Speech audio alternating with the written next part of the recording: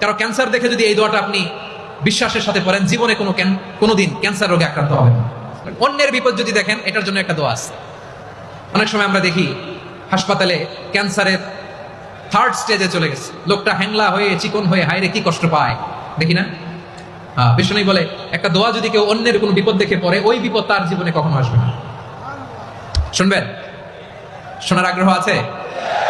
অনেক সময় হয় যে আমরা মহাসড়ক দিয়ে যখন চড়ি, দুর্ঘটনায়, আইরে আল্লাহ, দুর্ঘটনায় মানুষের মাথা একদিকে, দেহ আরেকদিকে, ব্লিডিং, এরকম হয় না?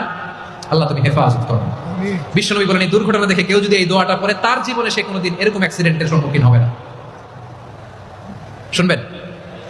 বিশ্বনবী বলেন অন্যের বিপদ দেখে কেউ যদি পড়ে, আলহামদুলিল্লাহিল্লাযী আফানি মিম্মা বাতালাকা বিহি ওয়া ফাদ্দালানি আলা কাসীরিম মিম্মান খালাকা তাফদীলা, মানে প্রশংসা সেই আল্লাহর, যে আল্লাহ তাআলা তোমাকে যেই জিনিস দিয়ে পরীক্ষা করেছে, আমাকে ওইটা থেকে বাঁচিয়ে দিয়েছে।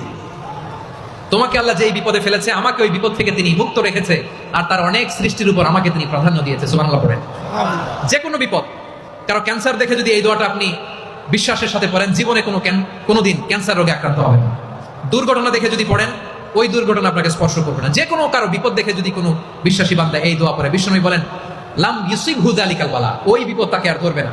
উফিয়া মিনহু মিন যালিকাল বালা কাইনাম মা কান, সে যতদিন হায়াত পাবে কোনোদিন ওই বিপদ তাকে স্পর্শ করবে না।